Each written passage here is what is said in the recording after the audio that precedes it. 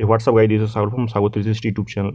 Guys আজকে আমি তোমাদের দেখাবো কীভাবে তোমরা সঠিক নির্ভুল উপায়ে এসআইআর এর ফর্ম ফিল আপ করবে। তোমরা যদি অলরেডি ফর্ম ফিল আপ করে থাকো তাহলে ভিডিওটা দেখতে পারো, তোমাদের যদি কোনো ভুল হয় তোমরা জানতে পারবে। লেটেস্ট আপডেট অনুযায়ী তোমাদের সম্পূর্ণ ফর্মটা বাংলাতে দেওয়া থাকলে তোমরা চেষ্টা করবে ফর্মটাকে ইংলিশে ফিল আপ করার। ইংরেজি ভাষায় এই কারণে ফিল আপ করতে বলছি, পার্টিকুলারলি এই সেকশনটা 2025 সেকশনটা আছে, এই সেকশনটা 2025 তথ্য অনুযায়ী ফিল আপ করবে অ্যান্ড চেষ্টা করবে এটা ইংরেজিতে ফর্ম ফিল আপ করা। কেন? কারণ যখন বিএলওকে তুমি এটা সাবমিট করবে ফর্মটা, তখন তিনি কিন্তু এই ফর্মটাকে অনলাইনে ইংরেজি ভাষায় এন্ট্রি করবে। এক্ষেত্রে চেষ্টা করবে এই ফর্মটা সম্পূর্ণ ইংলিশে ফিল আপ করা, বেসিক পার্টিকুলারলি এই পার্টটা।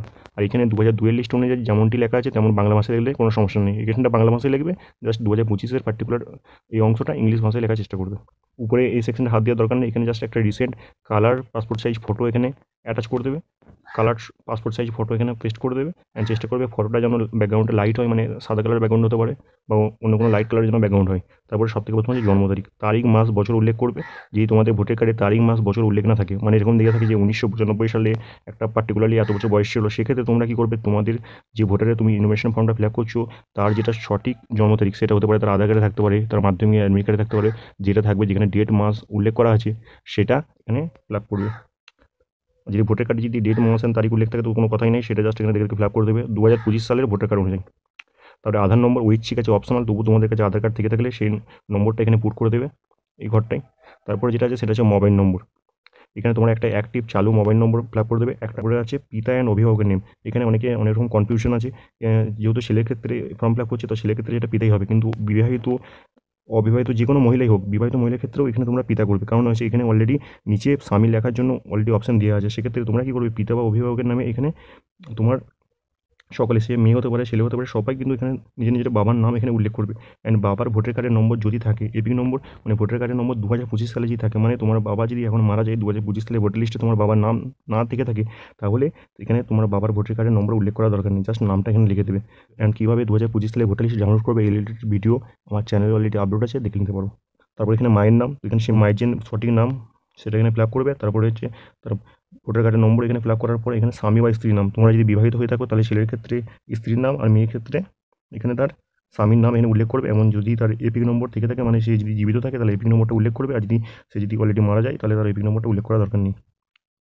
অ্যান্ড তারপরে এখানে দুটো সেকশন পাবে, এই উপর সেকশনে ফিল আপ করার পর এখানে আমার 2002 সালে যে লাস্ট এসআইআর পশ্চিমবঙ্গে হয়েছিল সেই এসআইআর যদি তোমার নাম থেকে থাকে তাহলে এই ক্রমে সেগুলোকে তোমার উল্লেখ করতে হবে। ফর এক্সাম্পল এখানে একটা লিস্ট দেখাচ্ছি, এখানে দেখতে পারো এটা খণ্ডঘোষ বিধানসভা ক্ষেত্রে একটা লিস্ট দেখাচ্ছি। তো এখানে যে নামটা যার ফিল আপ করেছো তার যে নাম 2002 সালে ভোটার লিস্টে থেকে থাকে, সেই নামটা এখানে যেমন নাম আছে যেমন স্পেলিং আছে, ফর এক্সাম্পল এখন যদি পরে কারেকশন করে অন্য নাম হয় তো অসুবিধা নেই, যে নামটা 2002 সালে ভোটার লিস্টে আছে সেই নামটা সেম যেমন লেখা আছে তেমন এখানে বাংলাতে এখানে উল্লেখ করবে।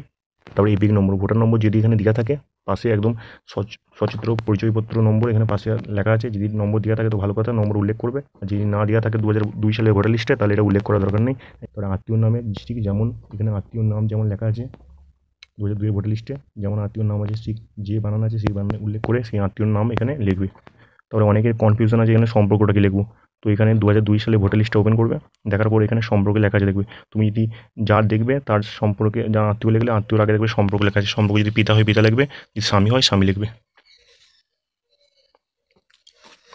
তারপরে আছে জেলার নাম, তখন যে জেলা ছিল, মানে 2002 সালে 2002 সালে ভোটার লিস্ট যখন ওপেন করবে দেখবে তখন প্রথম পাতাতেই দেখবে তোমাদের জেলার নাম লেখা আছে। 2002 সালে তোমাদের ভোটার জেলার যে নাম সেটা উল্লেখ করবে। ফর এক্সাম্পল আমাদের 2002 সালে জেলার নাম ছিল বর্ধমান, এখন সেটা বিভক্ত হয়ে পূর্ব বর্ধমান হয়েছে, তাহলে এইখানে আমাকে লিখতে হবে বর্ধমান। তারপরে রাজ্যের নাম পশ্চিমবঙ্গ, তখনও পশ্চিমবঙ্গই ছিল। তারপরে বিধানসভা ক্ষেত্রের নাম একদম তোমরা উপরে 2002 সালে ভোটার লিস্টের উপরে পেয়ে যাবে বিধানসভা ক্ষেত্রের নাম, বিধানসভা ক্ষেত্রের নম্বর এখানে পাশে 272 আছে দেখবে। তারপরে আছে অংশ নম্বর, এখানে একদম উপর দিকে পেয়ে যাবে অংশ নম্বরের ক্রমিক সংখ্যা, যে ভোটারের ইনফরমেশন ফর্মে 2002 সালে ভোটার লিস্টের নাম আছে সে কত নম্বরের নামটা আছে তার সিরিয়ালে ক্রমিক নম্বর সে নাম উল্লেখ করে দেবে জাস্ট এই ঘরটাই।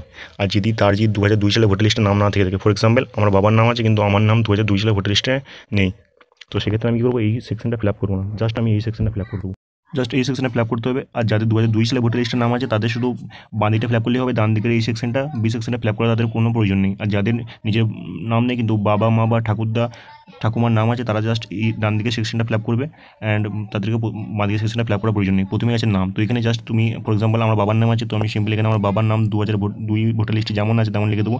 এপি নম্বর যদি থাকে, আগে দেখেছিলাম 2002 ভোটার লিস্টে যদি এপি নম্বর উল্লেখ থাকে তাহলে লিখবো। আত্মীয় নেম, এখানে আমার বাবার আত্মীয় যে আছে সম্পর্কিত ব্যক্তি যার নাম লেখা থাকবে যেমন স্পেলিং সেই বানানো অনুযায়ী এখানে সিম্পলি বাংলা ভাষায় লিখে দেবো। তারপরে সম্পর্ক, এখানে সম্পর্ক যেমন আছে, ফর এক্সাম্পল আমি আমার বাবার নাম দিচ্ছি, তো এখানে বাবার আত্মীয় হচ্ছে বাবার বাবা মানে আমার ঠাকুরদা, এখানে আত্মীয় সম্পর্ক হবে পিতা, সেক্ষেত্রে বাবার ক্ষেত্রে। অ্যান্ড তারপরে জেলা, তখন যে জেলা ছিল সেই জেলাটা এখানে লিখবো। ফর এক্সাম্পল তখন জেলা বিভক্ত হয়নি, তখন হচ্ছে জেলা বর্ধমান হবে। আর এখানে রাজ্যের নাম তখন পশ্চিমবঙ্গ, চলো এখনও পশ্চিমবঙ্গে আছে পশ্চিমবঙ্গ।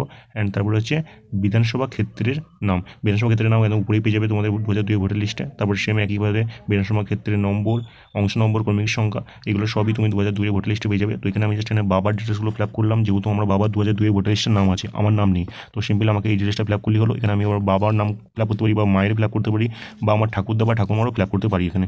তো তোমাদের যার নাম থাকবে সেখানে ফিল আপ করবে। তারপরে এখানে সিম্পল ফর্মটা ফিল আপ করার পর এখানে যে member invitation form fill up করছে সেখানে চাইলে সই করে দিতে পারে, বা সে না সই করলে তার বিয়ে হবে, অন্য কোনো ফ্যামিলি মেম্বারও ফর্মটা জমা দিতে পারে সই করে, জাস্ট তাকে ব্র্যাকেটে লিখে দিতে হবে, তার সাথে তার কি